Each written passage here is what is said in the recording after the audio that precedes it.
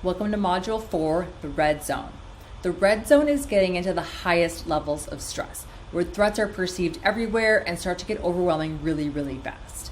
The techniques for the red zone are getting more body-centric and some breathing technique-centric and focused on intensity to help you snap out of those thoughts running through your mind when you get into the red zone. This zone is notably getting into some more emergency stress states, and only you know your body and only you know your stress. So you need to be pretty cognizant of when you need to seek medical attention instead of only doing these techniques. These techniques are just an adjunct to your stress. And so you always need to know when to seek medical attention, which is always available. And for that reason, there is this disclaimer. This course contains the opinions and ideas of its author, and you can read on. What we're going to go over in the red zone is lesson number 1, paced breathing, how to use a rapid action technique that works in just 16 seconds. Lesson number 2 is shock the senses, how to refocus the mind without mental effort. And then lesson number 3 is the final one, rebreathing, which is how to use an emergency brake without losing control. So before we get started, take out your notebook and your favorite pen, turn your cell phone on to silent or vibrate. If you need support, contact me. What you're going to learn in Module 4 is in Lesson 1, we're going to go over a breath technique that is used by the Navy SEALs. Lesson 2 is to get outside your head when your brain starts to short circuit. Lesson number 3 is an emergency tactic when you feel out of control. Okay, so let's get to it. Lesson 1, paced breathing. This is a number 1 tactic that I teach in the emergency room. And thankfully, at this point in time, I've found that a lot of people have learned this technique. So that's actually wonderful for me to see. And it's so easy to learn, and it works almost immediately. Breathing is actually a chemical process. And changing the way that you breathe is one of the absolute quickest ways to affect your body's response to stress. Control your breathing, and you are on your way really fast to stress relief. The nearer a man comes to a calm mind, the closer he is to strength. Marcus Aurelius. He was a Roman emperor and a Stoic philosopher who is one of the most respected leaders in Roman history. He wrote this incredible book called Meditations, which contains pearl after pearl of wisdom on so many things, but basically how to be a better human. And there's so many insightful moments that you will come across when you read that book. So what we're going to go over are the basics or the how-to. We're going to practice it. I'll go through some of the science where the research is just overwhelming on the brain-changing effects of this practice. And then we're going to go into an interview with Navy SEAL Jason Gardner. So the basics of this technique is that stress causes a body response. And what happens is the mind perceives a threat, and the body responds to that by mobilizing in what it perceives as fear and defense. When the body then does is think, oh, okay, I need increased oxygen, so I need to breathe faster, and then you start to breathe more and more shallow. And what happens though, this is where it gets to be a detrimental thing, is that it actually sustains the feeling of anxiety because it's a perceived threat, not a real threat. You're not actually about to run away from a wolf or chase after a wolf to hit it with a spear. What this does where you're perpetuating those feelings of anxiety and the thoughts of anxiety is that it creates a lot of these body sensations that you'll notice when you start to hyperventilate or breathe too fast and too shallow, where you have this tightness in the chest. A lack of awareness or mindfulness of your breathing means that body physiology keeps ramping up, and the sympathetic response keeps just going unchecked, so you get a positive feedback cycle with some negative consequences. So the basics of the technique to fix all of this is just counting to 4. All you do is you breathe in 4, 1, 2, 3, 4. You hold for 4, 1, 2, 3, 4. You breathe out for 4, 1, 2, 3, 4, and you hold for 4, 1, 2, 3, 4. It's just that simple. So we're going to go through a practice technique or a practice round for 64 seconds. But before we get into this, I want to give you a quick little tip. When we do this, practice breathing as if you were breathing that air directly into your literal heart. Your heart sits just here to the left of your sternum, just right here, and practice breathing as if you were taking air in directly there, like you're able to take your nostrils off your face and just plant them right here, just directly into it, so that you can actually feel that relocation into that space where your heart is, and you can feel that air expanding out from that place. Okay, so we're going to get started. Okay, breathe out and then breathe in. 2, 3, 4. Hold. 2, 3, 4. Out. 2, 3, 4. Hold. 2, 3, 4. In. 2, 3, 4. Hold. 2, 3, 4. Out. 2, 3, 4. Hold. 2, 3, 4. In. 2, 3, 4. Hold. 2, 3, 4. Keep going. Remember to breathe right into your chest.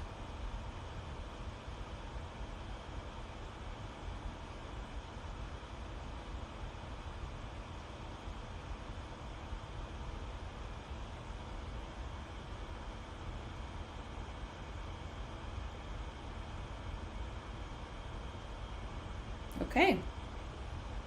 All right. That was your practice round.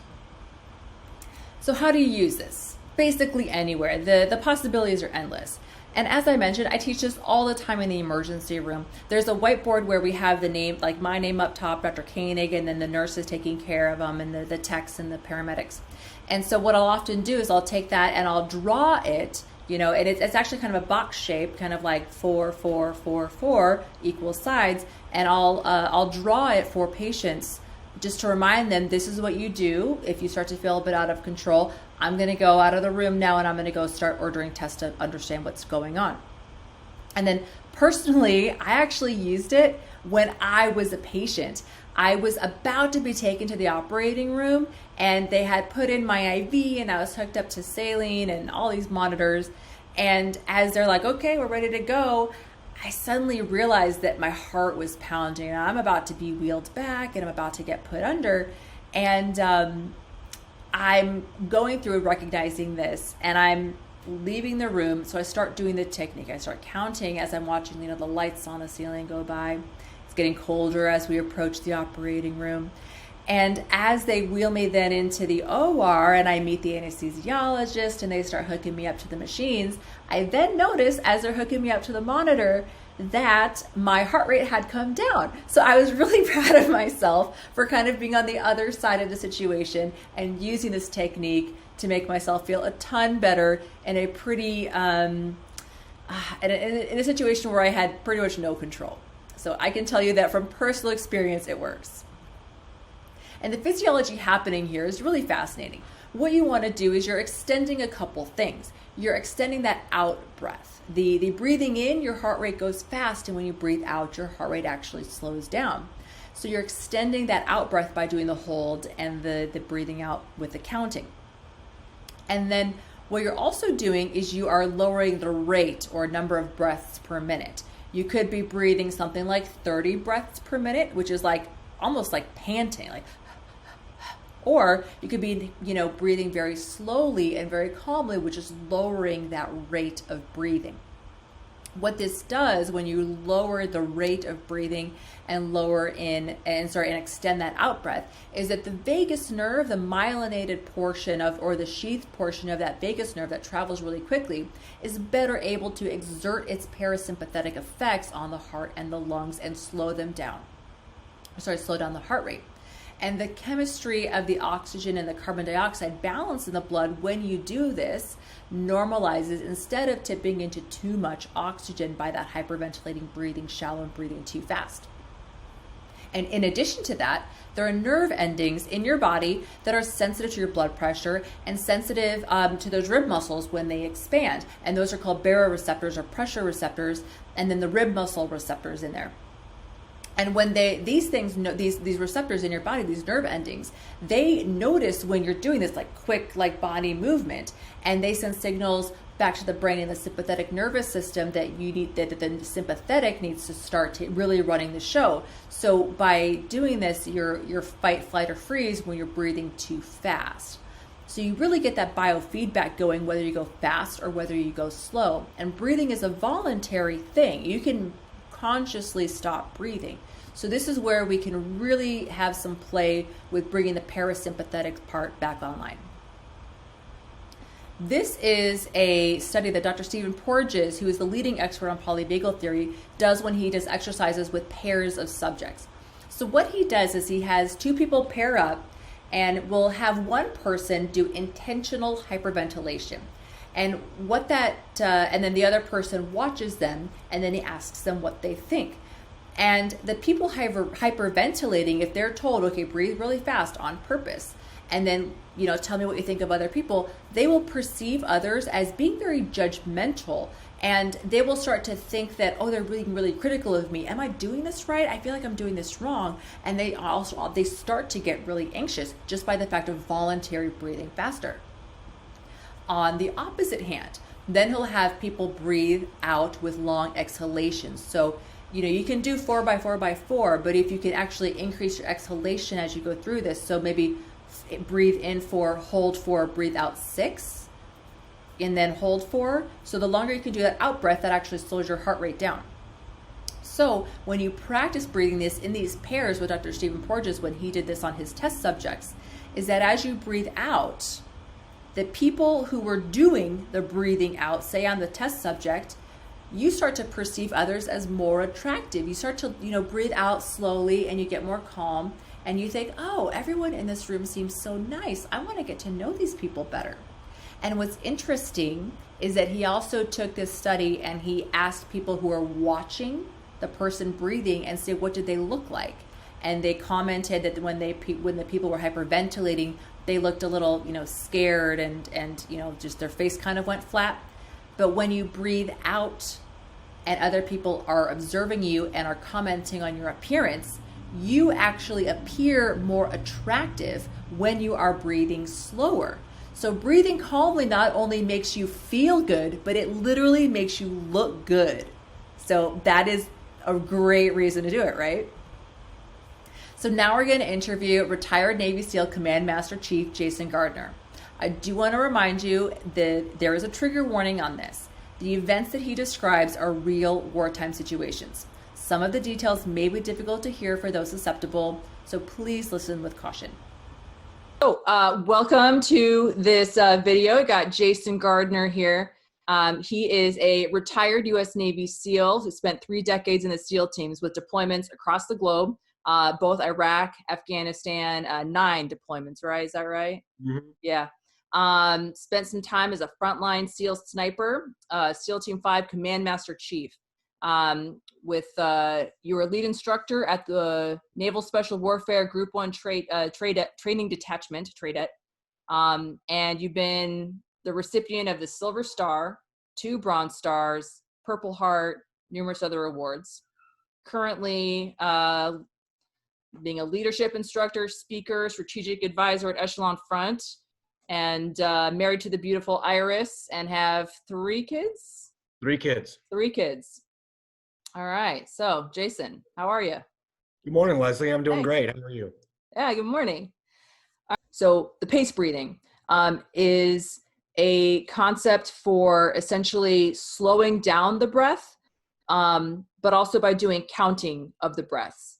So in here, I wrote that we do a 4 by 4 kind of breathing, although it's really any kind of counting. You can do 4 by 4 by 6, 4 by 4 by 5, whatever you want to do. The key thing is that you're paying attention to the breathing and that it's slowing down.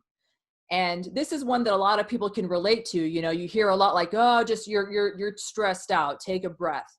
But in the military, you know, Navy SEALs and snipers, you're intimately familiar with this in a more formal practice.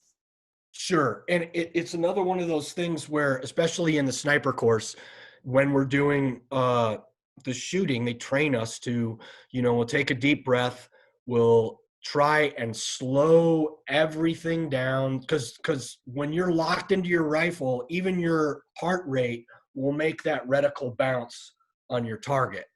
And so they train to it in the sniper course. It's something that we talk about. Again, it's something that can be applied more widely to everything. But the first time that I was in a real firefight was in Somalia in 1995. And we were in there to pull out with the Marine Corps, or the Marines were in there. We were just augmenting the Marines to pull the UN out of Somalia. They were done. They were leaving. And what wound up happening is, as the UN broke down their positions, the Somalis realized, oh, they're leaving, and this huge, basically, small-scale civil war broke out over who was going to control Mogadishu, and that spilled over onto some of my positions. I was a sniper at the time with SEAL Team 5, and we were taking some pretty heavy fire, to include recoilless rifle fire and rocket-propelled grenade fire. And finally, we got some targets that we were able to shoot at, because it was a really dense urban area, and it's really difficult to catch anybody shooting at you, because people don't just stand right out in the middle of an open field and launch rocket-propelled grenades or shoot at you. They do it from covered positions. It was difficult to see them. And we located a group of guys that were shooting at us. And initially, the first shot I took on this guy that was preparing to shoot a rocket-propelled grenade at us, I was really, really, really like excited in that, like, I was stressed out because I had my crosshairs on a person. And by the way, that person is getting ready to launch a rocket-propelled grenade at me. I had very rapid, shallow breath going on. My crosshairs were bouncing all over the place. When I did finally squeeze the trigger, they were like, if it's supposed to be here, they were like way up here, missed by half a mile, basically. And then when I did reload the rifle, I was like, okay, hey, I've got to get back into my mental program. I've got to slow my breath down. I took a couple of deep, slow breaths. Finally took a deep breath, let half of it out, started to load the trigger. I had that crosshairs dead center on the target. The round, broke the round. It shot and it went out, and I got him. And then had another machine gun shooting at me. I was still relatively calm at this point. Moved my crosshairs over into the center of the muzzle flash, which was, the flash of the fireball that comes out of the end of that machine gun. Depressed the trigger, controlling my breathing the whole time, got him. Then we started taking heavier fire, and a rocket-propelled grenade flew pretty close over the top of our position. It sounded like a jet coming over the top of us, right? And then the bark of this 51 caliber machine gun that was mounted in the back of a Jeep that had pulled up to the position we were shooting at, and that was firing at us. Stress levels elevated. I lost control of my breathing. I was back to this very fast, shallow breathing, and I started missing shots. Reined myself in, like, hey, wait a minute, this is not what I'm doing. Controlled the breathing and was able to get back into that zone where I could take stable shots based on controlling the breathing, hit the Jeep. The Jeep left, and then the fighters started breaking contact from us. And then as they did, I got one more of the guys as he was getting ready to launch an RPG, and dropped him. And then the firefight ended and things stopped. But what's the key component there? Got stressed out, lost control of my breath. Things were going wrong. When I started controlling my breathing, I was able to take control of the situation and lower the stress levels and make good decisions. Now, very, very late in my career, I was able to go to the National Intrepid Center of Excellence. And what that is it's up in Bethesda, Maryland, and NICO, and that's where they treat guys that have got traumatic brain injuries, and I had several, both from combat and from training. And while I was there, one of the things that they taught me that I already kind of knew from my sniper training was pace breathing. And so in the pace breathing, I was they established that for me, physiologically, 4 breaths a minute was ideal. And so this is an exercise that I do even today, where and especially today, where I'm just aware of my breathing rate, and I, am doing an inhalation to exhalation cycle that lasts about 15 seconds per breath. I am extremely aware of how I'm breathing, so I am attempting to breathe with my diaphragm, extending my chest out and diaphragm down, so I'm actually swelling out my body and doing it slowly. So I'm expanding, holding it for 1 or 2 seconds, and then slowly contracting. And I am attempting to think about nothing else other than my breathing. And I found that is a fantastic tool for helping me to calm down in any situation. And I can really do it anywhere. I've done it when I'm driving. I'm not able to do it mid conversation with somebody because it's not helpful to try and talk when you're doing this, but I don't have to be in a special place to do it. And it really helps pull me back from that stress. Because I'll tell you, after 5 combat deployments, I was wigged out all the time. And people have described to me what it is to get a panic attack. I was like, good grief, that was me 80% of the day, where my heart rate would be so high that I could actually feel it in my chest. And doing these exercises of pace for me to help calm myself down, break away from that reactive mode to a sympathetic mode, or I'm going from parasympathetic to sympathetic, and I think that's the right terminology, and it's been very, very helpful. Yeah, breathing is one of those great things that really pairs up the sympathetic and the parasympathetic really well, so that it's one of the voluntary ways that you can just really calm down that flight response in a voluntary way. It's really hard to do otherwise, because usually if the mind perceives a threat and then it goes through all these mental processes, shoots out all that nerve impulses to shoot out all that adrenaline, all that cortisol. And next thing you know, your heart's, firing like a jackhammer. And it's like, how do I reel this back in? And the number one way is the simple breathing. And there's a huge chemistry behind it. But it's one of the mental things you can do to calm the body down. So, and it's not only the attention. And so that you've got that aspect of it, and a lot of people think, well, I've got to be calm, but this is a way you can actually make yourself calm mid stressful situation. And okay, find a more stressful situation than people are shooting at you. Yeah.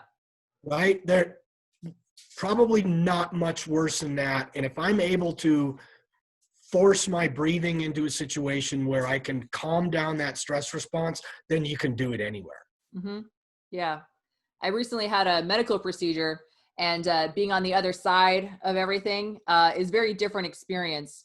And I was getting wheeled back to the procedure room when I realized, oh, wait a minute, I think I'm getting a little stressed out. And, that's not the moment that you whip out your cross-legged, chanting mantra. You can't do it. No. You have about 30 seconds to calm yourself down, and you don't want to look like an idiot doing it.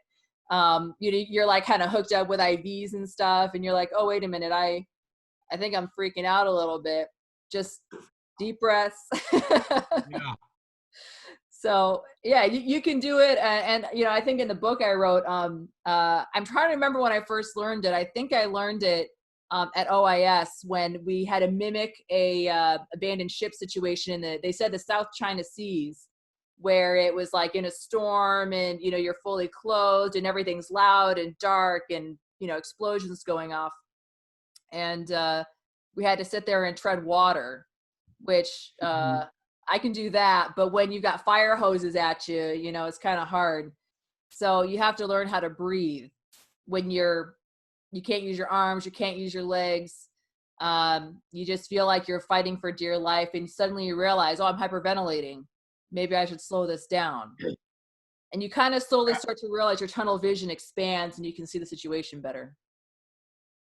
Yeah, absolutely. Um,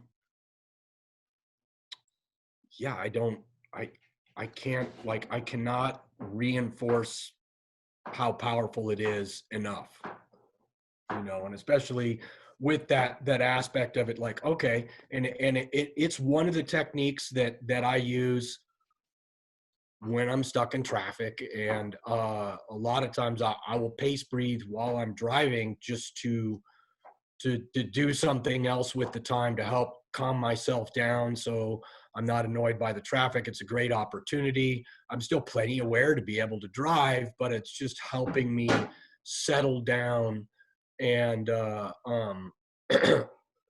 reach a better state. And to a greater extent, it is you know, probably the form of meditation that I'm doing right now, and I need to explore more meditation. But the pace breathing and just being aware, because that's all I'm focused on is inhaling and exhaling at a slow pace. Mm-hmm. Yeah, yeah, it's incredibly powerful. I mean, it's super quick, super easy. You can de-escalate within seconds, within minutes. You know, you can count one. You know, if you do even one cycle, you know, you can easily find just how much it helps. And it's not. I mean, you don't. That's something that you almost don't even have to train that much on. If you hear it once, count to 4, out for 2, or 6, you know, hold for 2, 6, you know. I mean, granted, in the span of the moment, you may forget exactly, but you go in 1, 2, 3, 4, out 1, 2, 3, 4. If you know just the basic concept of it, that is immediate. That will stop anything if you just stick with it. And sometimes it can feel right away like, well, you can't breathe. But that's the mind telling you that. You've been breathing. Mhm. You've been breathing. You've been breathing way Yeah. too much. The mind's telling you something's wrong, and you have to just rise above it real quick and say, no, no, no, no. I may be getting shot at, but the way I'm going to get through the situation is by mentally controlling things. And it's as easy as that. It really doesn't take a whole lot of practice, and you can do it, you know, in an instant. Yep. You have kind of a homestead, right? Yep. Yeah, sure. Iris and I live up in northeastern Washington. We have 43 acres. We live on a small cabin on the 3 acres, and then just not far from us, we have our 40 acres. And we're right on the edge of the wilderness. I mean, we've got bears, cougars, deer, and turkey, all that. And so we've got a homesteading style lifestyle where we're trying to be as self-sufficient as we can. And I find that a lot of the low level stress and aggravation that I experience when we're living in more of a crowded area, that's gone away, and it's just super peaceful and beautiful up here, and we love it. Yeah. You ever have any like situations where, because I know that Storm rides a horse, Bjorn, Hmm. but yeah, Storm. yeah, Storm. yeah. Yeah. What's the horse's name though? Oh, Bjorn. Bjorn. Okay, Yep. okay, okay, Yeah. okay. I haven't gotten my daughter on a horse yet. She's a Uh-huh. bit, yeah, she's a bit little, but you know, I imagine for me, like letting your kids grow up like that, sometimes as there's some stressful moments there, you know, like the first time they're on a horse, the first time they're, you know, I don't know. Have you noticed that? Yeah. Oh, yeah. And so what we're trying not to do is, so, oh, people use the term free range parenting. There's we're trying to strike that balance, because if you're a successful parent, you're right in between nurture and neglect, right? I can't stop my kids from getting hurt. I just want to stop them from getting killed. So, when she's up on a horse, we put a helmet on her for the most part. If she's out riding on the trail, now if the horse is tied up and she's just sitting bareback in the yard on the back of the horse, we don't put a helmet on her, but we take that precaution. But it is difficult when you take off those training wheels and to see them out there, but it's necessary if you're going to raise a competent adult. And Iris and I decided a while ago that our end state for parenting is that we wanted to raise kind, confident, competent adults. And so now that we know that's our end state, we've backed up and we look at a lot of the decisions that we make together as parents based on that. And so that involves letting the kids solve their own problem, and it involves them making mistakes, and we just want to have their mistakes be stuff that they can survive. I mean, I get that. There's a bunch of bumps and owies and band-aids with my kids, because mine are a bit younger than yours. Yeah. But yeah, I look forward to that day. But I know that as a parent, it's hard to do, and you just have to recognize that in yourself, that the reason I'm holding my kid back is because of my own stress. Because I need to just take a step back and realize, take a deep breath, let them fail. Yes, absolutely. And then when that's framed inside the concept that to make a competent adult, you need them to be able to problem solve. And honestly, if all of us took the advice other people had given us, we'd be doing great. But we all made our best learning usually from failure. Mm-hmm. And so allowing your kids to fail is huge, because they're going to learn from it. And that's tricky. I don't have every answer, but I'll tell you what, if you want to have a competent adult, the key is letting them learn how to overcome those obstacles instead of you fixing it all for them, because you're just not going to be there forever and you're not helping them out. Mm-hmm. Yeah, that's definitely true. And the same thing goes for ourselves, like we fail ourselves just as much. And so we have to learn from our own failures and not beat ourselves up about it. So say you don't do something, that you swore you'd never do as a parent, just to learn from that failure as much as you want your kids to learn from their mistakes, we need to learn from our own. And as much as you want your kid to succeed and thrive once they've learned that mistake, we need to give ourselves that same grace. Absolutely. And it's a humility we were talking about earlier, that aspect of like, okay, I've got this, but here's what I can do better. And then not having contempt for yourself when you're telling yourself that is really key. Mm-hmm. Yeah, I found a lot of this is actually very liberating, because you kind of live in these patterns for probably decades, and you just say, well, this is the way I'm always going to be. And but you're kind of a prisoner of your own fault. And not that that's a bad thing, but it's just, as you mentioned, you're however old you are, and suddenly realizing all these lessons you've learned, you can apply now. So. Yeah, and thank goodness I'm learning them now, because there's a lot of people that just don't ever learn them. And that's it. Like one of my most recent revelations that I think has been really helpful in general has just been, I have gotten away from using a generalization for people. So what do I mean by that? I mean, like, you will not catch me saying liberal, conservative, Nazi, any or like, even hipster, okay? Because once you generalize people, then you're making a whole bunch of assumptions, and a lot of them aren't true, and it's not really a smart way to live in. It's a not smart way to communicate, because if you've made generalizations and then you assume that someone you're talking to or dealing with is in one of these boxes that you've built, now you're going to just put all this negative energy toward them. And it's not true. I've got a lot of dear friends that are at a different political spectrum than I'm at. And if I sit down and have a conversation with them, in an honest conversation where I'm not projecting or actually listening to what they're saying, we're not that far off. We're maybe 20 degrees of separation between their core beliefs and my core beliefs.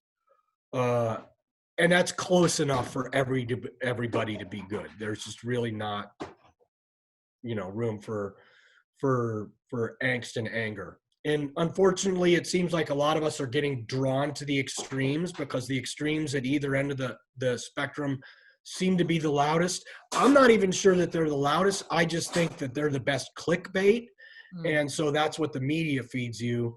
And until you're able to cut that out, and then that influence is gone, and then you're just a lot happier. Yeah. Any more of these days, I kind of realize that I'm getting stressed out the more I watch the news. And, it's good to be appraised of a situation, but the minute that it starts dividing our nation, dividing you from your friends and family, I don't know if it's for the greater good, and just recognizing, it's stressing me out. It's causing me more harm than the good of education I'm getting from it. So kind of recognizing those physical cues, taking a deep breath and just having that introspection of, this is just clickbait. Why am I doing this? So taking that step back. And the media outlets are doing the clickbait because it makes them money. Right. And they know that we're all genetically programmed that if something's alarming, we want to pay attention to it because it could be a possible threat. So then they're just going to throw up all these things to try and alarm you, so you'll actually sit down and watch the news show or click on the article to get more traffic on that stuff. And honestly, it's not new. We've been doing it forever. And it's the same thing, now that you see on the internet that the paper boy was down on the corner crying, extra, extra, read all about it. Germany invades France, or whatever it is. Now that's an important thing, but and just being aware and then being aware of your physiological response to something that's designed to make you angry or alarmed, so that you pay attention to it. And if you're watching the news all day, then you just wind up being angry all day. And I don't care what end of the political spectrum you're at, there's some media that's going to feed your cognitive bias and wig you out. Mm-hmm. And then you're just wigged out all day, and it's not productive. Yeah. And right now with this pandemic, it's just a lot of fears already going on. And me as a medical, doctor, I need to be there so I know what's, because it's such a rapidly changing situation.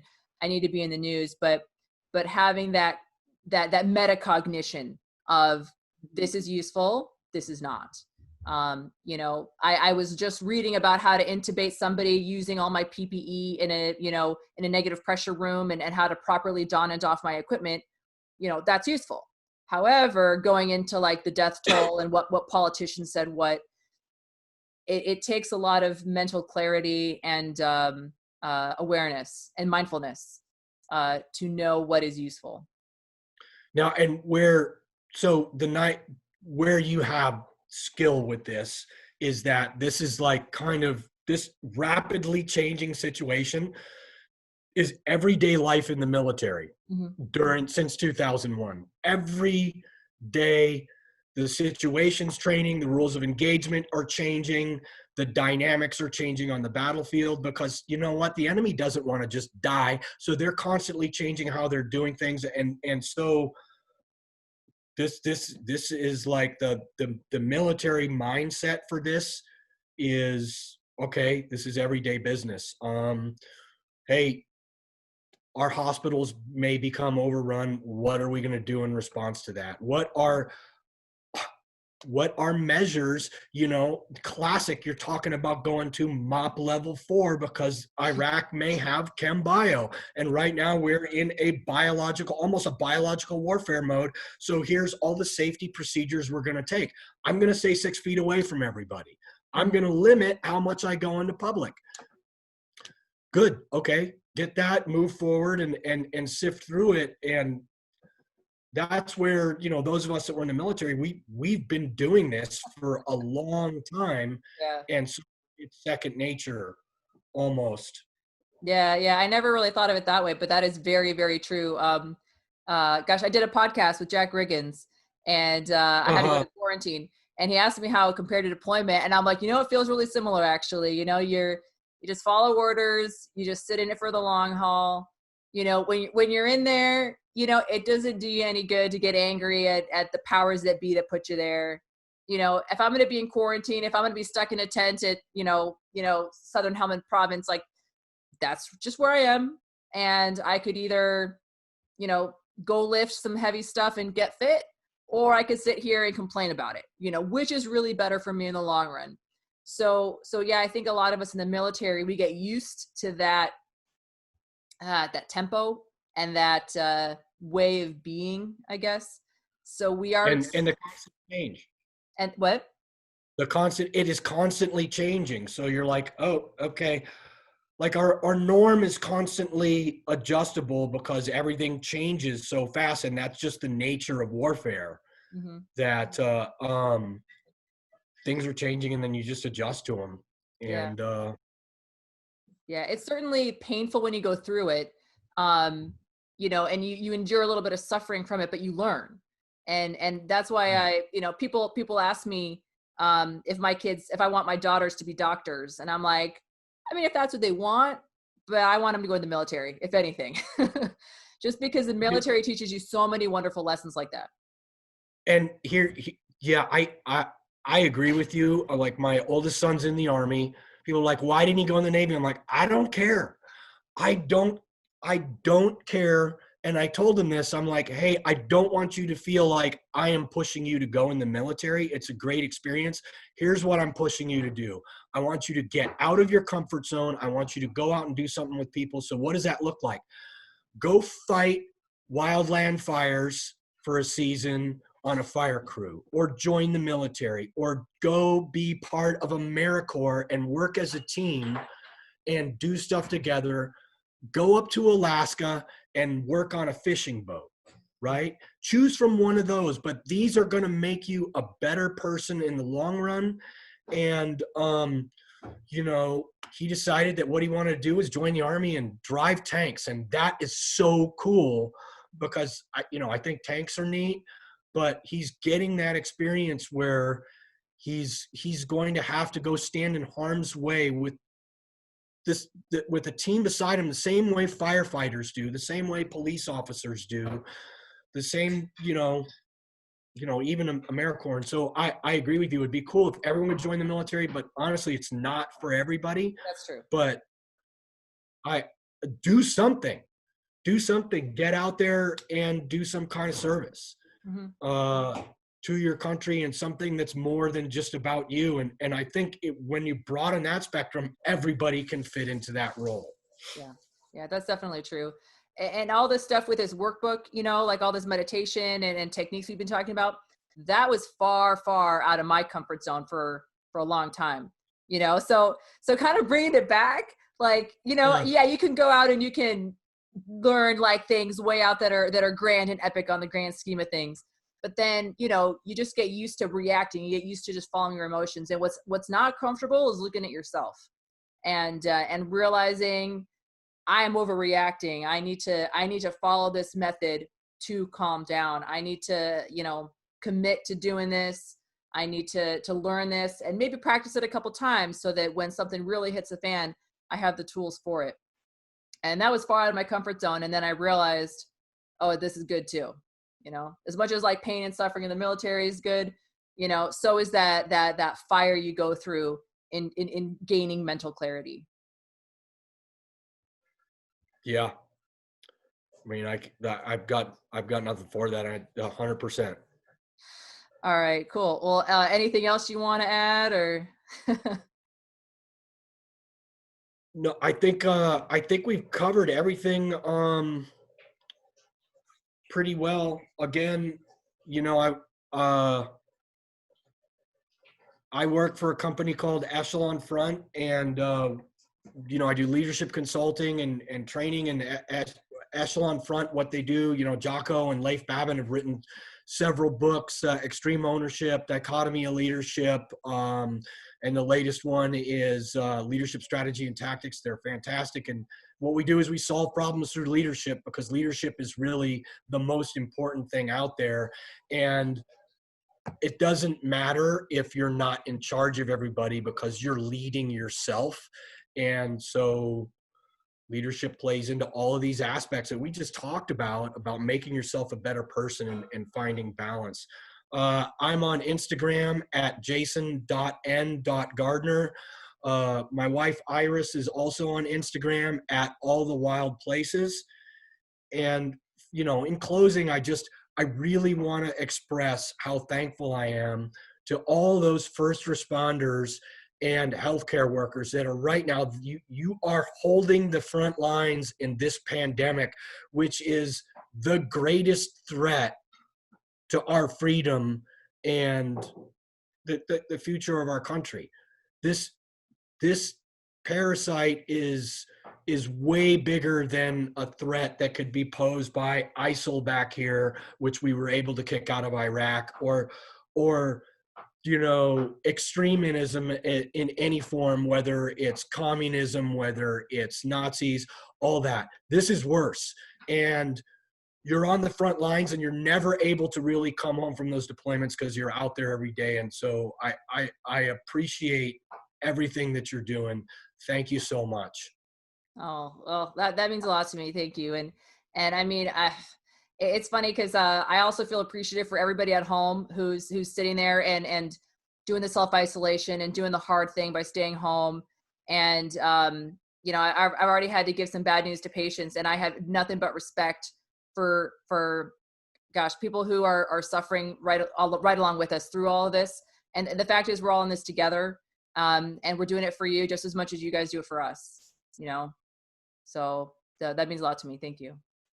Fantastic. Thanks, Leslie. Yep. Thanks. Okay. That was an absolutely amazing interview with Jason Gardner. I can't believe any of that. I mean, it's so fantastic. So I'm so thankful that he was on this and that you got to really benefit from his experience with paced breathing. So to review this lesson, what we talked about was the basics of it, where you count to four times. We did a practice round. I went into a little bit of the science, of the physiology, the chemistry, and it makes you look better, to be honest, right? And then we did the interview with Jason Gardner. So happiness bonus for this is I want you to try friending like it's your job. I want you to list out 10 people who you'd like to be closer to. This could be your spouse. This could be your kids. This could be your parents. It could be really anybody. I want you to think really carefully of what would they do for you to make you feel like a very valued friend or valued spouse or a valued person in their lives. What would they do to you? What I want you to do now is you do this for them. You're going to be giving before you're receiving here. So this could be anywhere from, like, say it's a friend, send them a thinking of you text.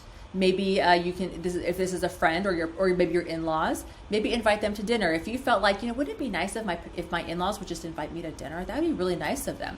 Well, that's what you need to do for them. You need to give before you can get, right? And then maybe if it comes to some old friends, dig up old photos and tell them, these photos were really fun, et cetera, reminisce, but then go that step further of, you were really a good friend to me at a time in my life when I needed a friend. And you remain that person to this day, even though I can't see you all the time. That is something that you can do to really cultivate those relationships and bring you real happiness. And this can be, again, like I said, with your spouse. If you sometimes think to your spouse, think to yourself, man, I wish that person would, do X, Y, Z more. You do it. You do it for them. And then you go overboard. Or you think, I just wish they would say this to me. I just wish they would tell me I love you more. Do that for them. Do that for them first.